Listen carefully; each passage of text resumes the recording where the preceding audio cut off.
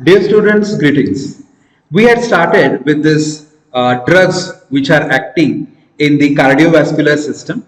In the last lecture, we had discussed in detail about the angina pectoris, right? Angina pectoris is nothing but a temporary chest pain or the pressure or the discomfort which is originating in the heart and moving towards the left arm. That we had discussed. Why it is happening, that also we had seen in the last lecture, that the heart is surrounded with the coronary arteries who are supplying the blood to the coronary arteries. Coronary arteries are supplying blood to the coronary muscles, and these oxygen provided by the blood is required for the contraction and relaxation of the heart. Understand? Now, in the ischemic condition, what is happening? The blood supply to the heart is reduced, right? In the last lecture, we had seen this also. The arterial wall made up of smooth muscle, right? And these arterial walls are contracting, plaque formation, contracting, and because of this, the ischemic condition happen. That is what? The blood supply to the heart. The blood supply to the heart is reduced, and because of this, see the both the diagram we had discussed in the last lecture. Now, because there is a less blood supply, the pain originate in the heart, right? Now, what this indicate, see for this I have given this scenario in very short, so for detailed scenario you go to the first part of the lecture. But right now what is important is हार्टला contract करण्यासाठी oxygen हवंय.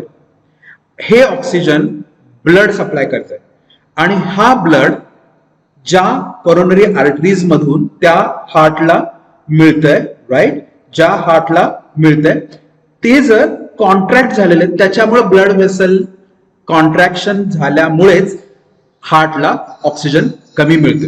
हा scenario आहे आपला. आता आपल्याला काय करायचंय, हे जे अंजायना पेक्टोरिस आहे, पेन इन द हार्ट जे आहे ते कमी करण्यासाठी काय करायचं आपल्याला, ब्लड म्हणजे ऑक्सिजन जे आहे ते तुमच्या हार्टला मिळालं पाहिजे. त्यासाठी काय करावं लागणार, ब्लड तुमच्या हार्ट पर्यंत पोहोचलं पाहिजे, कोरोनरी मसल्स पर्यंत पोहोचलं पाहिजे. मग हे कसं पोहोचणार, ते पोहोचण्यासाठी तुम्हाला त्या ब्लड वेसल्स मधून ते ब्लड तुमच्या त्या हार्ट पर्यंत पोहोचवावं लागणार आहे. पण ते जे ब्लड वेसल्स आहेत ते झाले चोक, ते झाले कॉन्ट्रॅक्ट. लक्षात येत आहे? मग जे कॉन्ट्रॅक्ट झालेले ब्लड वेसल्स आहेत ते कॉन्ट्रॅक्ट झालेले ब्लड वेसल्स जर मी रिलॅक्स केले किंवा या ब्लड वेसल्सला कॉन्ट्रॅक्ट होऊ नाही दिलं, बरोबर आहे, तर काय होणार आहे, जो ब्लड आहे तो प्रॉपरली त्या हार्ट पर्यंत सप्लाय होणार आहे. म्हणजे काय करावं लागणार आहे, व्हॅसो डायलेशन, व्हॅस्क्युलर व्हेसल आहे ती, राईट, ब्लड व्हेसल आहे ती, त्या व्हेसलचं व्हॅसो डायलेशन. डायलेशन म्हणजे काय, कॉन्ट्रॅक्ट झालेले, हे कॉन्ट्रॅक्ट आहे, this is contract and this is dilated. जर डायलेटेड कंडिशन मध्ये जर असेल तर काय होणार आहे, ब्लड सप्लाय तुमच्या हार्ट पर्यंत व्यवस्थित होणार आहे. म्हणजे ब्लड सप्लाय हार्ट पर्यंत व्यवस्थित करण्यासाठी you require a vasodilator. So what is the vasodilator are doing? They are dilating the blood vessels which are narrowed, which are contracted, which are responsible for the ischemic condition, which are responsible for the less blood supply to the heart, which are responsible for the less oxygen supply for the coronary work that is pumping, which are responsible for the generation of pain in the heart, that is angina pectoris. लक्षात येते का सगळं हे? म्हणजे आपल्याला काय करावं लागणार आहे, आपल्याला व्हॅसो डायलेशन करावं लागणार आहे. मग आपल्याला the drugs which are causing the vasodilation, calcium channel blocker असेल, आपण बीटा कॅल्शियम चॅनल ब्लॉकर एक पार्ट आपण जास्त डिस्कस करणार, आणि दुसरे जे आहेत they are nothing but the organic nitrates. Organic nitrates. आता हे नायट्राइट कंपाऊंड्स जे असतात they are responsible for vasodilation, organic nitrite. आता हे मला स्लाइड मध्ये दिसते, हे सगळे वेगवेगळे ऑर्गॅनिक नायट्राइट्स आहेत. पण आता हे ऑर्गॅनिक नायट्राइट्स पहिल्यांदा तुम्हाला नीट समजून घ्यावे लागणार आहे. लक्षात घ्या. तर what are these organic nitrites, that one part is clear to you, की हे असे काही कंपाऊंड आहेत की जे vasodilation करणार आहेत. The compounds which are going to bring the vasodilation. लक्षात येते तुमच्या? कोण आहेत हे? These are nothing but the organic nitrites. These are nothing but the, see this, organic nitrites. Examples आहेत का काही? हो, एक्झाम्पल आहे पहा. Amyl nitrite. Check this. Amyl. हे अमाइल काय आपण सगळं डिस्कस करू नंतर. आता आपला फोकस काय पाहिजे? आपल्याला काही करून ही कॉन्ट्रॅक्ट झालेली ब्लड वेसल डायलेट करायचे, व्हॅसोडायलेशन करायचं. Compound which are responsible for vasodilation. मग कुठले असे? तो the first compound what we had seen is the amyl nitrite. Second कुठलं आहे बघा? नायट्रोग्लिसरीन. थर्ड कुठलं आहे? आयसोसार्बाइड डायनायट्रेट. हा या आयसोसार्बाइड डायनायट्रेटचं आपल्याला सिंथेसिस बघायचं. Beautiful compound. आणि आपल्याला see we are more focusing on the chemistry part. So या आयसोसार्बाइड चं सिंथेसिस किती सुंदर होतं ते I show you. You will also like it. Okay, next is काय? सोडियम नायट्राइट आहे. ओके, सोडियम नायट्राइट आहे. नेक्स्ट आहे इरिथ्रिटाइल टेट्रानायट्रेट. मी तुम्हाला वेगवेगळे स्ट्रक्चर दाखवणार आहे. मग त्याच्यामुळे तुम्हाला लक्षात येईल की कशा पद्धतीने तुम्हाला ते लक्षात ठेवायचं, कशा पद्धतीने तुम्हाला स्ट्रक्चर जरी लक्षात नाही राहिलं तरी see like suppose you have been given the 4 structures. तर त्या 4 स्ट्रक्चर्स मधलं हा जो इरिथ्राइल टेट्रानायट्रेट आहे तो कुठला आहे हा तुम्हाला बरोबर ओळखता आला पाहिजे. काही आडाखे आहेत त्या पद्धतीने आपल्याला ते see like donkey work is not expected. लक्षात घ्या की नावावरनं सुद्धा आपल्याला ते कंपाऊंड छान पद्धतीने ओळखता येतात. आणि again a beautiful compound that is the पेंटा इरिथ्राइल टेट्रानायट्रेट. आता हे जे सगळं चाललंय याच्यामध्ये 2 वर्ड. अच्छा, पहिला पार्ट क्लिअर झाला. व्हॅसोडायलेशन आपल्याला करायचं आहे. आणि व्हॅसोडायलेशन करण्यासाठी तुम्हाला काय लागणार आहे? तर for vasodilation you are requiring a vasodilator compound. कोण आहे ते व्हॅसोडायलेटर कंपाऊंड? ही जी लिस्ट मी दिली, दीज आर दी व्हॅसोडायलेटर और द व्हॅसोडायलेटिंग कंपाऊंड. कोण आहे? Amyl nitrite. केअरफुली बघा, it's not nitrate, it's nitrite. Nitroglycerin, isosorbide dinitrate. Spelling मध्ये पहा, कन्फ्युज करू नका. अमाइल नायट्राइट आहे आणि आयसोसॉर्बाइड डायनायट्रेट आहे. इरिथ्रिटाइल टेट्रानायट्रेट आहे. पेंटा इरिथ्रिटॉल टेट्रानायट्रेट आहे. All these are compounds are causing the vasodilation. आता ह्या कंपाऊंडचं तुमच्या लक्षात येते का बघा? It's very interesting thing. याच्यामध्ये हा इथे थोडस फोकस करा. See this part. Amyl nitrite, amyl nitrite, not nitrate, amyl nitrite जर आपण पेशंटला दिला तर त्याचं स्टार्ट ऑफ द ऍक्शन किती वेळात ऍक्शन स्टार्ट होते? So the action will start in 0.25 minutes. आणि ही जी ऍक्शन आहे तीच तुम्ही नायट्रोग्लिसरीनच्या बाबतीत बघाल तर it require 2 minute. For isosorbide dinitrate 3 minute. मग 3 मिनिट कशाला? मग सरळ आपण अमाइल नायट्रेट वापरत नाही का? बिकॉज अमाइल नायट्राइटच्या बाबतीमध्ये तुम्ही जर बघितलं तर check this, duration of action किती आहे हे फार महत्वाचं आहे. ड्युरेशन ऑफ ऍक्शन जर तुम्ही बघितलं तर अमाइल नायट्रेटचा 1 मिनिट आहे ड्युरेशन ऑफ ऍक्शन. तेच तुम्ही नायट्रोग्लिसरीन वापरलं तर 30 मिनिट ते व्हॅसोडायलेटिंग इफेक्ट दाखवणार आहे. 60 मिनिट दाखवणार आहे जर आयसोसॉर्बाइड डायनायट्रेट वापरलं. इरिथ्रिटाइल आणि त्याहीपेक्षा जर तुम्ही पेंटा इरिथ्रिटॉल वापरलं तर 180 मिनिट, 330 मिनिट इतकं जास्त वेळासाठी ते तुमचं ड्युरेशन ऑफ ऍक्शन दाखवणार. ड्युरेशन ऑफ ऍक्शन म्हणजे काय? अल्टिमेटली व्हॅसोडायलेशन किती वेळ दाखवणार आहे. आणि ऍक्शन बिगिन्स इन किती मिनिटामध्ये ते ऍक्शन स्टार्ट होणार आहे. तर दॅट इज दी पहिला पार्ट जो मी तुम्हाला दाखवला की 0.25 सेकंदात, 2 मिनिटात, 3 मिनिटात, 15 मिनिटात, 20 मिनिटामध्ये ऍक्शन स्टार्ट होतं. व्हॅसोडायलेशन इफेक्ट स्टार्ट होतो. आता याच्यामध्ये तुमच्या लक्षात आलं असेल 2 वर्ड सारखे आहेत. Nitrate, nitrite, nitrite. अंडरस्टँड? आता हे जे दोन्ही आहेत तेच आपल्याला केअरफुली बघायचे आहेत. पहा, पहिला वर्ड आपण घेऊयात नायट्रेट. नायट्रिक ऍसिडचा फॉर्म्युला काय? HNO3. बरोबर आहे? नायट्रिक ऍसिडचा formula if I right so that would be HNO3. NO3 nitric acid. Correct. आता म्हणजे काय NO3 इथे पहा N ऑक्सिजन 2 आणि इकडे एक 3 म्हणजे नायट्रिक ऍसिड मधले जे NO3 आहे that is nothing but the nitrate. ATE nitrate. See, if you are putting the spelling wrong, ultimately there is a wrong in the structure then. लक्षात येते का? म्हणजे नायट्रेट जर आपण बघितलं तर इट इज NO3 म्हणजे एक नायट्रोजन 3 ऑक्सिजन नायट्रिक ऍसिड वाला. Understand. And if I am talking about nitrite नायट्रेटच्या कंडिशन मध्ये काय आहे NO2 नायट्रस ऍसिड HNO2. ठीक आहे. म्हणजे डोक्यात काय फिक्स करणार आहे तुम्ही नायट्रेट म्हटलं की NO3 पण ते NO3 लिहिण्याच्या ऐवजी आपण कसं लिहिणार आहोत ऑक्सिजन ONO2. नायट्राइटच्या बाबतीत कसं लिहिणार आहे आपण ONO म्हणजे NO2. अंडरस्टँड. अल्टिमेटली एक ऑक्सिजन कमी आहे. नायट्रेट मध्ये एक नायट्रोजन 3 ऑक्सिजन लिहिताना कसं लिहिणार ONO2. नायट्राइट मध्ये काय आहे एक नायट्रोजन 2 ऑक्सिजन लिहिताना कसं लिहिणार आहे आपण ONO.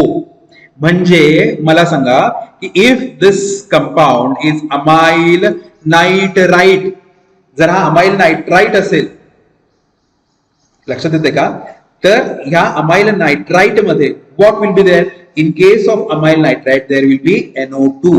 नाइट्रेट कुठले हे जे खालचे सगळे आपण इथे कंपाऊंड बघितले ना हे सगळे नाइट्रेट आहेत आयसोसॉर्बेट डायनाइट्रेट आहे त्याच्यामध्ये काय NO3.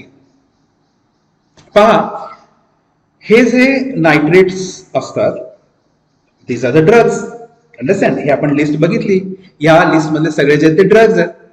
हे जे ड्रग्ज आहेत ऑर्गॅनिक नाइट्रेट किंवा ऑर्गॅनिक नाइट्राइट आपण ज्याला म्हणणार आहे लक्षात येते हे ऑर्गॅनिक नाइट्रेट किंवा हे ऑर्गॅनिक नाइट्राइट. मग आपण ते कशा पद्धतीने दाखवणार आहे चेक दिस ऑर्गॅनिक नाइट्रेट. ऑर्गॅनिक नाइट्रेट कसं असणार आहे हा तुमचा नाइट्रेट ग्रुप पहा ONO2 आणि ऑर्गॅनिक ग्रुप तुम्ही इथे अटॅच करा. हा ऑर्गॅनिक नाइट्रेट जेव्हा आपल्या बॉडीमध्ये जाणार आहे त्या वेळेस काय होणार आहे सी स्मूथ मजल्स. अल्टिमेटली आपल्याला स्मूथ मजलला टार्गेट करायचं आहे. Smooth muscle of vessels. Smooth muscles मध्ये ग्लुटाथायोन्स असतात. Thiol compound containing sulphur. Right. Now हे ग्लुटाथायोन बरोबर हे ऑर्गॅनिक नाइट्रेट रिॲक्ट होतात and you will get a beautiful compound. त्या कंपाऊंडला आपण म्हणतो that is nitrosothiol. See, if you are facing problem, stop the video, again rewind and again see it. Please understand this thing. मी काय सांगितलं organic nitrate आहे. आता organic nitrate म्हणताना मी काय म्हणणार आहे RONO2. हे ऑर्गॅनिक नाइट्रेट आहेत. स्मूथ मसल्स जे वेसल्स आहेत आपल्या त्या वेसल्स मधल्या ज्या स्मूथ मसल्स आहेत त्या स्मूथ मसल मध्ये ग्लुटाथायोन आहे. या glutathione these are the thiol derivative sulphur derivative. आणि हे जे सल्फर आहे हे सल्फर या तुमच्या ऑर्गॅनिक नाइट्रेट बरोबर रिॲक्ट होणार आहे and you will get the beautiful compound nitrosothiol. पहा काय नायट्रोसोथायोल RSNO. काय होतं आधी ते ऑर्गॅनिक नाइट्रेट होतं हे पहा खालचं RONO2 होतं.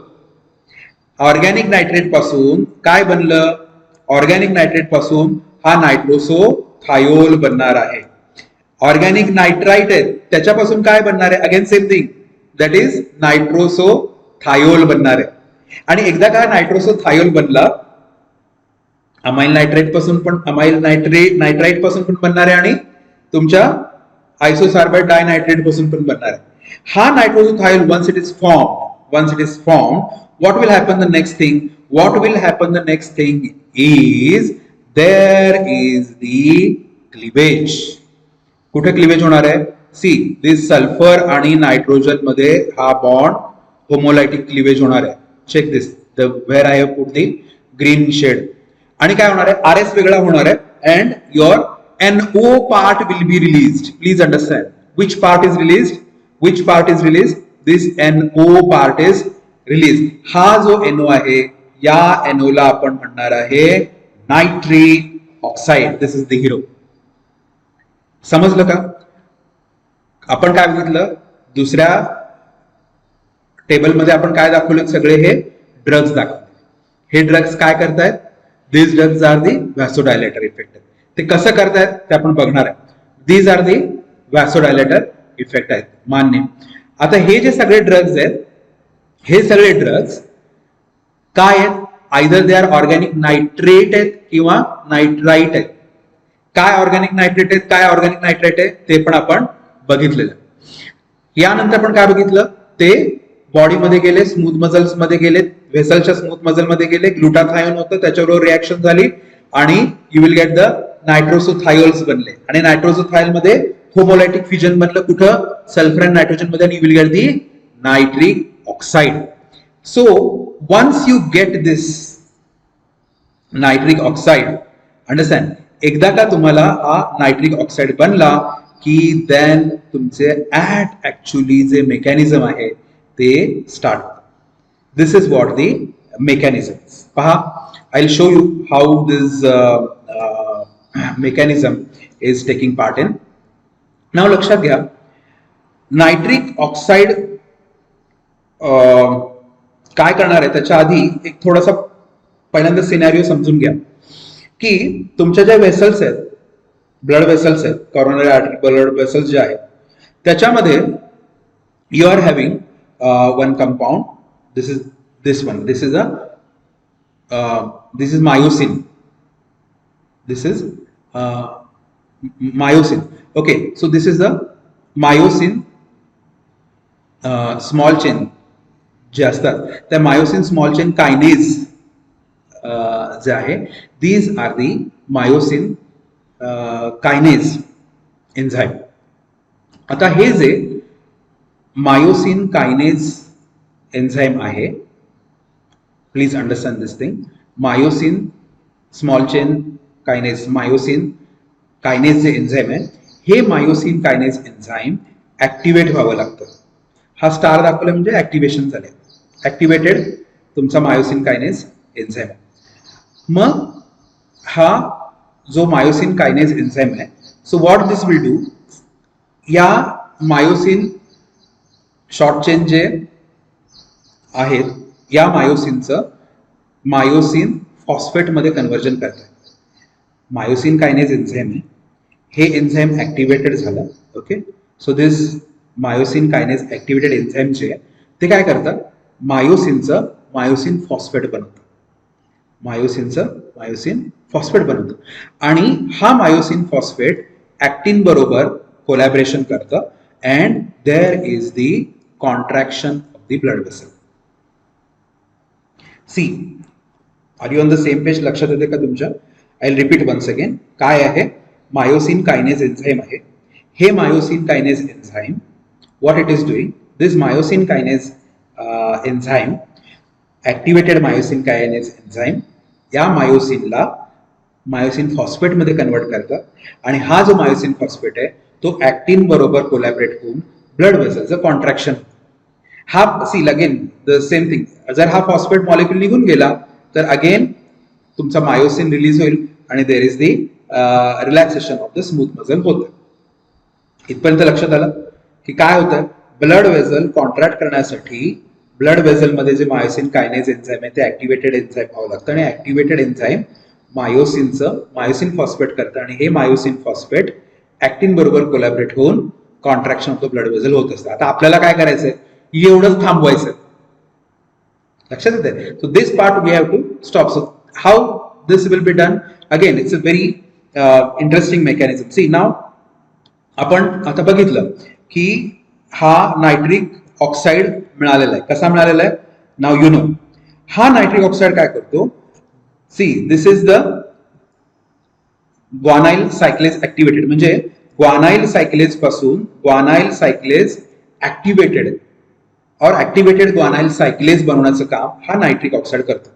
दिस nitric oxide converts the guanyl cyclase into activated guanyl cyclase. Now these activated guanyl cyclase, what it does, these activated guanyl cyclase जे GTP आहे, या GTP चं कन्वर्जन सायक्लिक GMP मध्ये करतात आणि हा सायक्लिक GMP ऍक्टिव्हेशन हा काय करतो की cyclic GMP it causes the conversion of these myosin kinase into myosin kinase phosphate बनवून टाकतं. समजतंय काय काय चेंज झालेलं आहे? नायट्रिक ऑक्साईडनी ग्वानाइल सायक्लेजचं ऍक्टिव्हेशन केलं आणि हे ऍक्टिव्हेटेड ग्वानाइल सायक्लेज जे आहे ते जीटीपीचं कन्व्हर्जन सायक्लिक जीएमपी मध्ये कन्व्हर्जन केलं आणि हा जो सायक्लिक जीएमपी आहे, दिस इज सायक्लिक जीएमपी, आणि हा जो सायक्लिक जीएमपी आहे हा सायक्लिक जीएमपी काय करतो की मायोसिन कायनेज एन्झाईमचं कन्व्हर्जन मायोसिन कायनेज फॉस्फेट मध्ये करतो. आणि हा जो मायोसिन कायनेज फॉस्फेट जो बनलेला आहे, मायोसिन कायनेज फॉस्फेट जो बनलेला आहे, हा जेव्हा मायोसिन कायनेज फॉस्फेट बनतो तेव्हा अल्टिमेटली तुमचं जे ऍक्टिव्ह मायोसिन कायनेज आहे ना, म्हणजे हे वाला हा पार्ट तो बनतच नाही. का? कारण त्याच्यापासून फॉस्फेट बनलाय. म्हणून मग हा मायोसिन कायनेज ऍक्टिव्ह बनलेला नाही, त्याच्यामुळं मायोसिनचं कन्व्हर्जन मायोसिन फॉस्फेटमध्ये आणि त्याचं अल्टिमेटली ऍक्टिन बरोबर रिॲक्शन होऊन कॉन्ट्रॅक्शन हा पार्ट होतच नाही. म्हणजे काय होणार आहे? ब्लड व्हेसल डायलेटच होणार आहे. म्हणजे काय? ब्लड सप्लाय होणार आहे, ऑक्सिजन सप्लाय होणार आहे, हार्टचं कॉन्ट्रॅक्शन रिलॅक्सेशन प्रॉपरली होणार आहे, pain in the heart generate होणार नाही. This is the anti-anginal drug. You got that? So what is the mechanism? The mechanism is myosin kinase enzyme is responsible for the contraction of the vessels. Once this active myosin kinase enzyme converts the myosin into the myosin phosphate, this collaborate with the actin to form the contraction of the blood vessel. But the nitric oxide which is formed, how this nitric oxide is formed? Now, you know that organic nitrate compounds or the organic nitrite compound, they are reacting with the thiol compounds like glutathione in the smooth muscles of the vessel, causing the compound forming the nitrogen and sulfur linkage, right? And this nitrogen and sulfur linkage, there is the homolytic cleavage will takes place, wherein the NO, that is the nitric oxide, is formed. This nitric oxide will activate the guanyl cyclase, and the activated guanyl cyclase convert GTP into the cyclic GMP. This cyclic GMP converts the myosin kinase into myosin kinase phosphate. So there is no active myosin kinase enzyme. As there is no active myosin kinase enzyme, myosin actin collaboration and ultimately contraction, this will not take place, and ultimately there is the dilation of the blood vessel, causing what? Causing the uniform supply of oxygen, uniform supply of the blood to the this one. Understand? So this is the mechanism of your compound. In the next part we will discuss about the synthesis of the isocyanated dianitrate.